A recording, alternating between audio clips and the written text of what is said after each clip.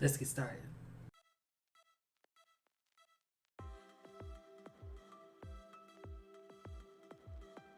Hey sunflowers and squares, welcome back to BPD Squared, where we discuss mental health from a black girl's perspective. My name is Brenda, and today I'm going to show you guys how to start a journal. First, I want to give a big shout out to my girl Molly for encouraging this idea. So, good looking out, girl. I really appreciate it. So I'm pretty sure you guys all know what journaling is, but I know that there are a few out there who aren't sure why you should journal or even how to journal. So in this video, I'd like to share with you guys a few examples of how I started journaling and hopefully give you guys some, encouragement to start your own. By the way, if you are new to this channel, welcome.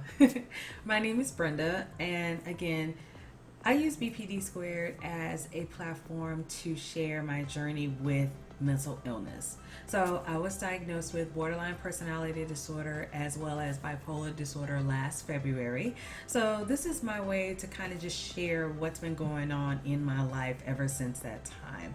If you want to catch up, make sure you check out more videos and make sure you click subscribe so you don't miss any new ones. Okay, so shameless plugs aside, let's get into journaling. So the first type of journaling we're going to talk about is just your regular basic journal. I'm showing this one because this specific journal is the one that I used when I was at the behavioral center. For those of you who don't know, I did spend some time in a psychiatric center. So that's where I got my diagnosis from, obviously. And while I was there, unfortunately, you can't have electronics or special jewelry or anything like that. So I couldn't have my phone, couldn't have like a laptop or anything. I couldn't even have my ring. I was depressed. So, but they did allow you to, just kind of get into activities, and they gave us journals. So I was able to kind of document my feelings and my, some things that I was going through during my time there. If you are new to journaling or you find yourself not really sure how to express the things that are going on inside your head, I definitely say start here. The best way to get things out of your head is to write it down. And I know that's a cliche statement, but I have found it to be very true and very helpful. So as I mentioned, I stayed at the psychiatric center for a good 2 weeks. And during that time, you don't really have a lot of people you can just unload your problems to. A lot of these people are still strangers. You still feel, it's just a very strange place to be in. Now, that's not to say that I didn't get to know people and we, became fast friends or anything. I met great people there, some beautiful people. But it's still the fact that everybody is struggling with issues inside their own minds as well. So the things that you're feeling aren't always readily heard. And it's not anybody's fault, it's just the way it is. So when I was able to write in my journal and get those things out of my head, it felt really freeing. It felt really good to just say what I needed to say, even though it wasn't out loud and it wasn't to anybody specifically. It was just really good to get those feelings out. My mom used to always tell me the best person to talk to is yourself.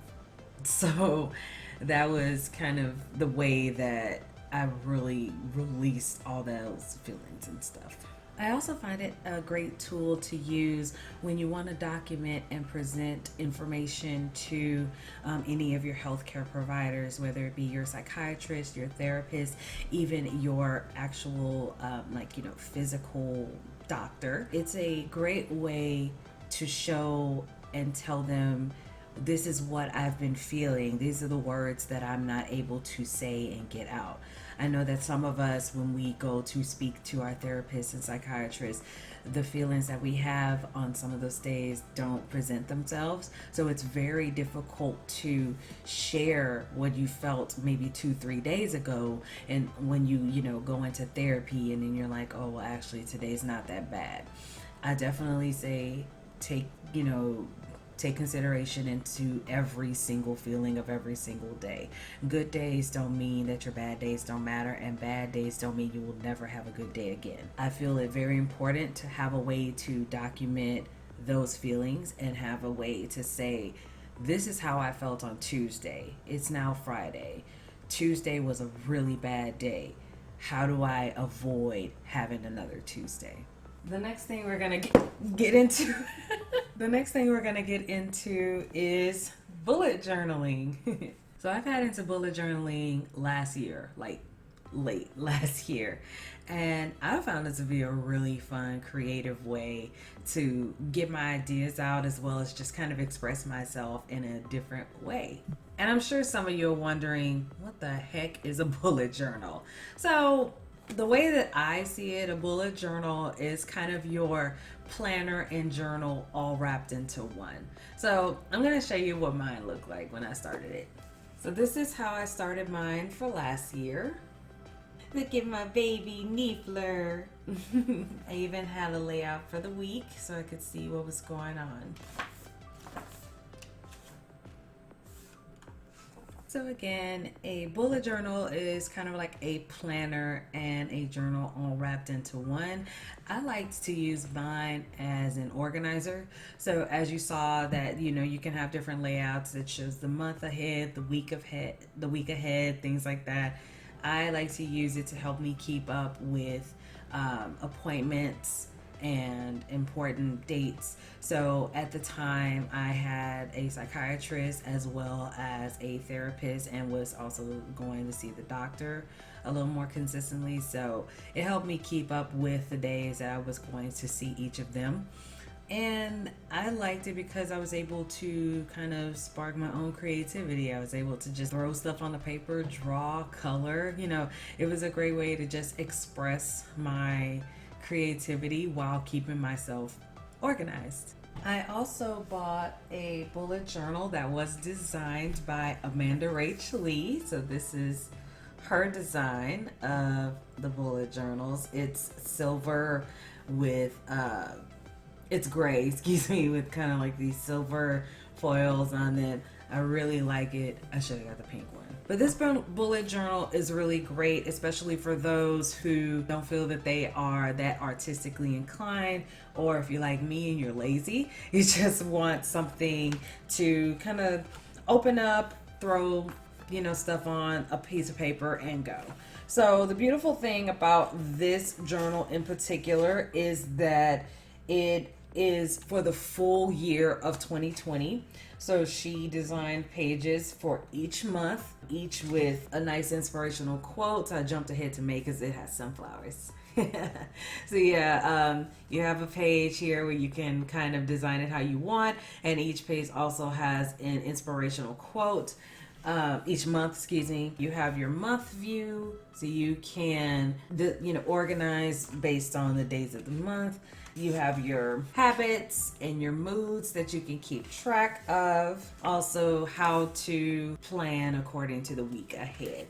This was a very good investment in my opinion. It has like the nice strap on there to keep the book closed, and also a holder for your pen or your pencil, whatever you want to use. Those are different options that you can use when it comes to starting a bullet journal. You can do it on your own, or you can get one that's already pre-made and beautifully done.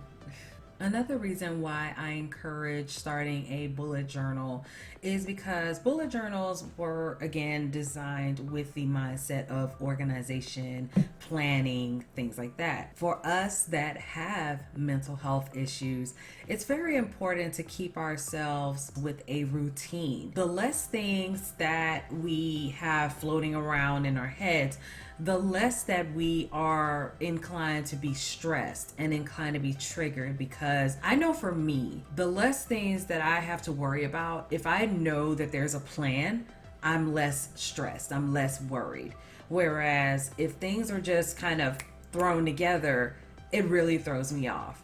So to have something in your life that keeps you on that routine, gives you some kind of a normalcy in a way, something to follow. It makes it a lot easier to go through the day. You're not just leaving things up in the air and leaving things to chance. When you have a plan to follow, it does make dealing with life a little bit easier. And the last type of journal that I'm going to talk to you guys about today is a mood journal. This is actually another bullet journal. As you see, it has the dots in it like the other bullet journals have. I use this one specifically just to track my mood. So before I really jumped into bullet journaling, I started with this kind of journal. Let me show you what I mean by mood journal.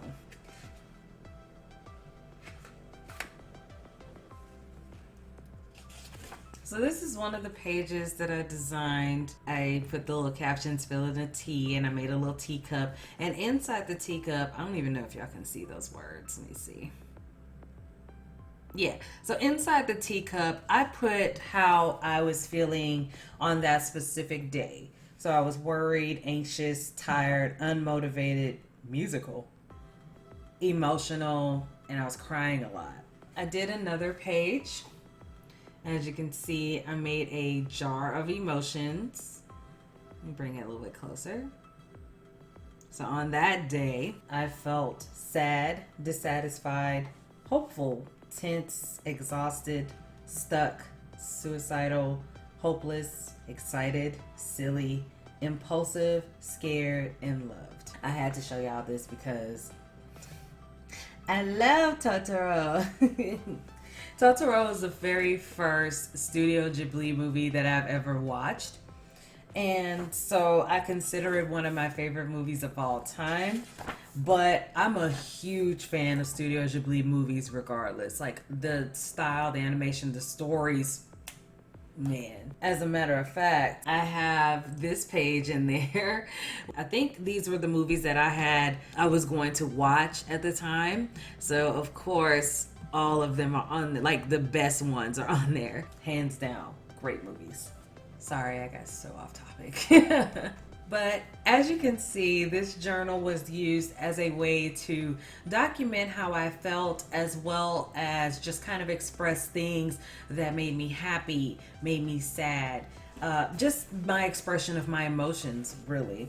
Some pages are just full of color and life. And I love that song, by the way. It's my favorite song of all time.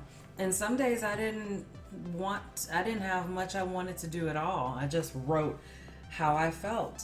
And so this is just my way to say that if you just need an outlet, if you just need a healthy outlet, something to just throw things on a piece of paper, this is a great way to do it. This is a great way to just put out your feelings, your emotions in many different ways.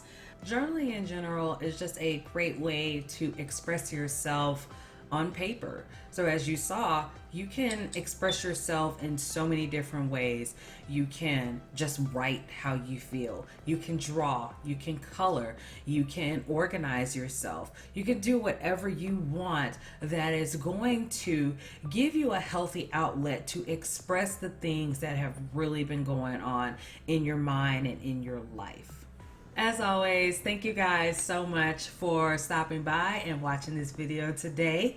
If you are new to this channel, make sure you subscribe so you don't miss any upcoming videos. And make sure you follow me on social media, most preferably on Instagram. Speaking of Instagram, if you guys have already started journals and you want to share kind of your setup and your creations, make sure you tag me. I would love to see it. Also, if you have a favorite Studio Ghibli movie, comment down below. So if I haven't seen it yet, then I have something I can put on my queue list because I need to see them all. Make sure you follow the blog and you become a sunflower. We're still working on building this family, so I would love to see you guys there. So you already know. Start writing and remember to stay square, my sunflowers. And I love you so much. Mwah.